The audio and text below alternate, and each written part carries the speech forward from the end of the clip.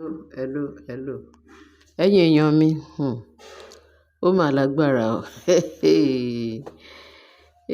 Ọ̀rọ̀ burúkú kó tó ń tẹ̀rín. Gẹ́gẹ́ bí mo ṣe sọ fún wa pé wọ́n ní Naomi ti dé finally. Kò sí no going back again o. Ó ti dé tá a fi ọkọ ẹ̀ wíwá ọtí pátápátá ibẹ̀ máa tù lára. Ibẹ̀ máa tù lára, kò sí yàmàyàmá things tán sọ pé wọ́n tún fẹ́ ṣe lẹ́yìn tí Naomi ò sí ní pé kò yẹ kí Naomi wá sáàfin, kò yẹ kí Naomi ṣe kíní, kò tí ì parí gbogbo nǹkan tó necessary thing tó yẹ kó ṣe láti ìgbà tó ti kúrò láàfin. Pé nsìn ó ti parí gbogbo, ó ti yànga, ó ti di part and parcel of kábíyèsí Ògúnwùsì ní ààfin. Òun ni queen ayérayé àwọn Ilé Ifẹ̀. Ìyàwó, òun nìkan náà mọ̀ ní ìyàwó kábíyèsí. Òun nìkan, gbogbo àwọn tó kù counterfeit. Gbogbo àwọn tó, nǹkan tí ara ṣe ń ta wọ́n nìyẹn. Àìmọye nǹkan tó fi ta wọ́n lára. Number one ni pé Naomi ó gbé anointing wá sí ààfin. Anointing yẹn ó ń disturb ẹlẹ́bọ lóògùn wọn.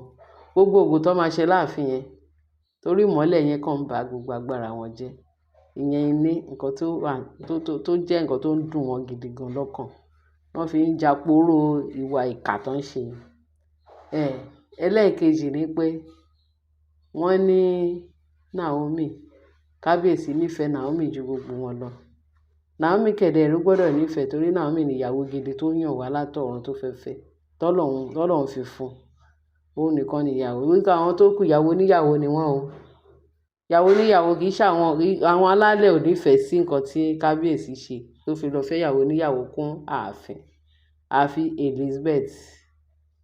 Elizabeth nìkan. Ohun tó wá jẹ́ kí Elizabeth gbádùn. Elizabeth nílá. Tó wá gbé Elizabeth yìí ń tẹ̀lé wọn. Débi kó fẹ́ fi inú ṣoyún. Kò ní fi inú ṣoyún. Gbogbo oyún. Nígbà tó ti padà lẹ́yìn wọn, gbogbo oyún tọ́mọ yẹn wá ní ṣe ni wọ́n ṣe náà bàjẹ́. Wọ́n mú gbogbo oyún inú ọmọ yẹn, wọ́n jù ú mú tán. Àwọn ìkà gbogbo ayé wọn ti bàjẹ́ fún iṣẹ́ ìkà tó ń ṣe.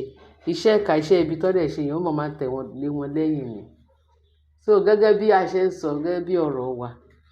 Now, wọ́n ní Naomi ti dé bíbà gẹ́gẹ́ bí a ti ṣe sọ fún wa. Ló bá di pé wọ́n wá mọ nǹkan tó fẹ́ ṣe. Wọ́n ní olórí blue àbí kí náà lòun jẹ́, ìyẹn olórí Rónkẹ́. Wọ́n ní bó ṣe wá rí kó mọ nǹkan tó fẹ́ ṣe. Wọ́n ní ó wá lọ dáná gidi gan. Wọ́n ní tẹ́ bá rí delicious food tó gbé wá fún Naomi. Ó gbé delicious food wá fún Naomi pé kí Naomi kankan ṣẹlẹ̀. Oúnjẹ òun fi ń welcome Naomi pé àti di kan náà. Ó dẹ̀ ti fi gbogbo ìdùnnú òun, gbogbo ẹ̀dùn ọkàn òun, ó ti fi hàn Naomi pé òun ò ṣe àbòsí mọ́ o. Since tí Naomi ti padà wá, iwájú òṣèlú èèyàn ṣe padà sí fáwọn tí wọ́n ní pé if you cannot join them, you cannot beat them, you join them. Òun lọ̀rọ̀ wọn tó wá kù láàfin. Ìyẹn pẹ̀lú olórí Rónkẹ́ ni mo mọ̀ òun ni mo ń sọ̀rọ̀ ẹ̀ yìí o. Ní nǹkan tó ṣe o. Wọ́n ló gbé delicious oúnjẹ yẹn gbogbo wá síwájú ká. Kí lè lè ṣe? Fried rice ni o. Pẹ̀lú gbogbo àwọn ingredients tó jẹ́ pé tẹ́ bá rí gan-an, òǹgbẹ oúnjẹ àgbẹ̀yìn. Àwọn ìtàn adìyẹ pàlàbà ńlá tó ń yan sórí ẹ̀. Wọ́n wá gbé wá. Wọ́n ní olórí Rónkẹ́ ni kábíyèsí o. Ìyá Tádé, ẹ̀ǹlẹ́ o. Wọ́n kì í pé kẹ́ káàbọ̀ sórí ètò wa yìí sí ààfin wa o. Inú òun dùn, ayọ̀ òun kún pé ẹ ti dé sáàfin bíbà pátápátá o. Ẹ ti di Fúlàní kíní kan part and parcel of Ilé Ifẹ̀ o. Kíní kan omimi kan. Because wọ́n ti rí pé àwọn èèyàn wọ́n ti fi tijó ti lù mostly àwọn obìnrin Ilé Ifẹ̀. Àwọn ìyá Ilé Ifẹ̀ yẹn wọ́n ti wá bíbà, wọ́n ti wá ṣe gbogbo ẹ̀. Ṣé mo pé ojú tí wọ́n ní olúkálùkù wọ́n pa lọ́lọ́ wọn jáde. Gẹ́gẹ́ bí a ṣe gbọ́ nínú íńtánẹ́ẹ̀tì. Wọ́n ní ṣe ni Rónkẹ́ wá lọ gbé delicious food yẹn. Ó ga jù. wọ́n ní bá kábíyèsí wa ní ta ló lóúnjẹ tó gbé wa ó ní kábíyèsí ó ní kábíyèsí ní ta ló lóúnjẹ tó gbé wa ó ní Naomi lòún gbóúnjẹ wa. Wọ́n ní Naomi wá sọ pé ṣóun ni àbí kábíyèsí, ó ní kì í ṣe kábíyèsí, ìwọ lòún gbóúnjẹ wọn fún wa wẹ́kọ̀mù yìí wọ́n fi ṣe kíni. Wọ́n ní olórí Naomi, wọ́n ní ìyẹn kọ́kọ́ rẹ́rìn. Bẹ́ẹ̀ bá ṣe gbọ́, wọ́n ní olórí Naomi rẹ́rìn gbóúnjẹ. Ṣé ìtẹ̀gbé wa lánàá àbí ìtẹ̀gbé wa ń jẹ tàbí kíni? Òun ò sọ pé ebi ń pa àwọn, òun ò jẹun. Kí ló dé tẹ́ fi ń sọ oúnjẹ wá fún òun? Tẹ́bi bá pa àwọn, òun á gbóúnjẹ, òun á sọ oúnjẹ tóun fẹ́ jẹ. Ṣẹ́ẹ̀fù wà níbẹ̀, òun á sọ fún kó tó delicious fún òun. Tóun bá fẹ́ jẹ oúnjẹ ti ṣẹ́ẹ̀fù, pé òun á sè fúnra òun. Pé in the first place pé ebi ò pa òun. Pé kí wọ́n ní tẹ́bi ò bá pa ọ̀ Naomi, ìyẹn Rónkẹ́ o.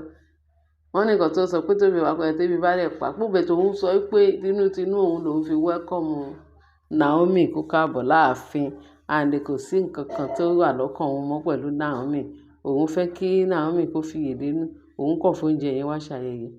Ìyẹn wọ́n ní Naomi wá sọ pé nǹkan tó ṣẹlẹ̀ ni pé oúnjẹ yìí pé òun ò lè jẹ torí bóun ṣe wà yìí, ó lóun protect life òun ò tiẹ̀ fẹ́ nǹkan kan tó máa pa òun lára.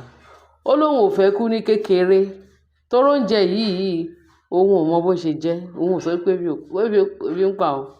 Wọ́n ní ṣe ni Rónkẹ́ wá ta pẹ̀rẹ̀ pé ṣé Rónkẹ́ rò pé bóyá àbí ṣé Naomi rò pé òun fi nǹkan sínú oúnjẹ yẹn ni, àbí kí ni nǹkan tí Naomi rò.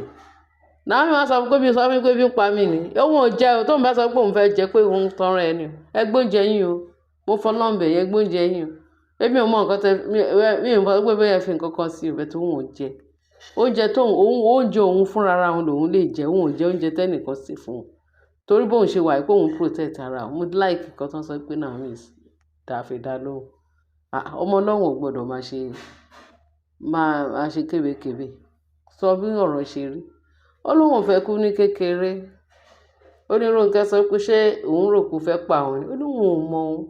Ó nítorí máa pa lẹ́ni máa pa lọ́la, pẹ́rù gbogbo yín ń bà òun pé òun ò lè gba oúnjẹ jẹ. Òun ò lè tàn yín, òun ò lè gba oúnjẹ jẹ lọ́wọ́ anybody. Ó ló wá sọ pé ó dáa, nǹkan tó ṣẹlẹ̀ ni pé ó dáa tó bá mọ̀ pé ò jẹ, kó gbé fún anybody tó bá mọ̀ tó lè fún. Ó bẹ̀ tó òun ṣe gbé wá yẹn pé òun ò tún lè gbé oúnjẹ yẹn padà sí ilé òun. Wọ́n ní bí kábíyèsí ṣe wá. Ó ló sọ pé láíláíláíláí. Ó ló sọ pé láíláí pé kí Naomi gbé fún anybody. Òun ò gba oúnjẹ jẹ lọ́wọ́ anybody. Tóun bá fẹ́ jẹun, òun máa ṣe oúnjẹ fúnra ara òun. Nǹkan tó ṣẹlẹ̀ ní pé olórí Rónkẹ́ mú fọlọ́ǹbẹ̀ yìí, ẹ gbóúnjẹ yín kí n máa lọ. Òun ò fẹ́. Òun ò dẹ̀ lè gbé fún anybody. Ta ló fẹ́ mọ̀ tóun fẹ́ gbé fún anybody. Òun ò lẹ́ni tó fẹ́, òun ṣe èdè ni. Òun ò lè gbóúnjẹ fún èèyàn. Ẹ̀yin gangan ní kẹ́ gbóúnjẹ lọ fún ẹni tẹ́ mọ̀ tẹ́ fẹ́ fún. Pé òun ò jẹ. Ó ní Naomi lòún gbóúnjẹ yẹn wá fún. Ó ní kẹ́ gbé lọ pé òun ò jẹ. Ó wá lóun ò lè gbóúnjẹ yẹn kúrò ní ààfin ní dining Naomi. Pé nǹkan tó bá wọn olórí Naomi kó fóúnjẹ yẹn ṣe, pé bí Ọlọ́run ní jẹ́ kó tún gbóúnjẹ yẹn padà sí kíní. Wọ́n ní bí kábíyèsí kan ṣe pé olórí Rónkẹ́ ní pé wá. Báwo lẹ ṣe fẹ́ máa dára yín láàmú? Báwo lẹ ṣe fẹ́ kẹ́ máa sọ̀rọ̀ yín lẹ́nu? Ṣé ojú ìṣọ̀nà fún yín ni? Ẹ̀yin ò mọ nǹkan tó yẹ kẹ́ ṣe lásìkò tó yẹ. Kẹ́ mọ nǹkan tó yẹ kẹ́ ṣe lásìkò tó yẹ. Pé ṣé o ti ń gbóúnjẹ? Ṣé ìwọ ló ń dáná fún Naomi látijọ́? Ìwọ ló ń fún lóyún, ìwọ gbogbo yín tó yẹ pé ẹ̀ sì reconcile. Naomi pé yín pé kẹ́ reconcile, ẹ̀ ní reconcile. Pé inú Naomi bí yín. Ṣé o gbọ́ gbogbo Yorùbá? Pé ní ẹni tá a ṣẹ̀ tí ò bá dáríjì ni pé tó bá fúnni lóbì ká má jẹ ẹ́. Wọ́n ní kábíyèsí sọ fún pé gbóúnjẹ.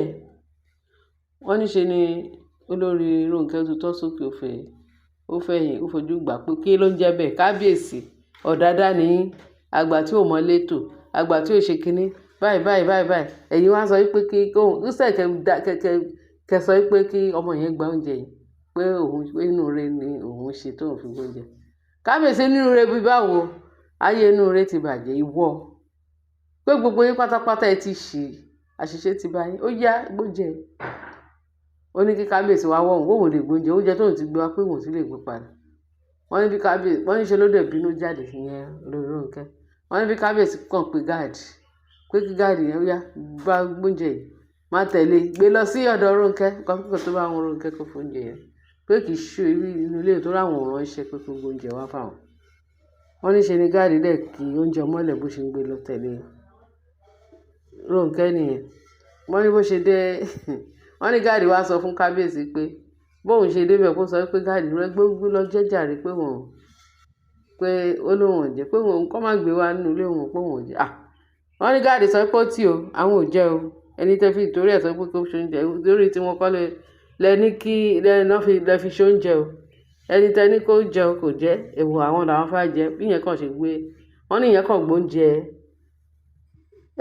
Rónkẹ́ lẹ̀ wẹ́ni ẹlẹ́ni ṣe dùpà ló wá sọ fún kábíyèsí ni ò ṣe dáadáa wọ́n àwọn ìkẹ́ lọ jẹ kan tí ò ṣe kìnì wọ́n láwọn kọ́ àwọn ò ránṣẹ́ kó tún oúnjẹ fáwọn ẹni tó fi ìtorí ẹ̀ kúṣe oúnjẹ olóhùn òjì sáwọn làwọn fẹ́ jẹ wọ́n láwọn rí jẹ́ tó ń jẹ kẹ́ máa wo ẹlẹ́yà àwọn ẹ̀yin èèyàn mi medicine after death ẹ máa wo ẹlẹ́yà àwọn adúpẹ́ lọ́dọ̀ Ọlọ́run pé Naomi ó tiẹ̀ ní jẹ́ ọmọ aláṣẹ ni a ti tọrọ a ti béèrè lọ́wọ́ Ọlọ́run tiẹ̀ bí ò tiẹ̀ béèrè físíkà lásán ojú físíkà lásán oògùn ò lè mú kò lè gba nǹkan èèwọ̀ jẹ èèwọ̀ ni àdúpẹ́ ìyẹn mi ẹ̀rọ mi ṣe ẹ̀kẹ́ bá mi láìkẹ̀ kẹ́dá mi subscribe bẹ́ẹ̀ ni etí tẹ fi ń gbọ́ wa kò ní dì o ẹ máa gbúrò ayọ̀ orúkọ Jésù Olúwa wa ẹ bá mi fi ìtókù sí comment section bí kò bá yẹ ká lè sọ àsọyé pọ̀ ẹ ṣé gan bẹ ṣe ń tẹ́tí sí wa báyìí.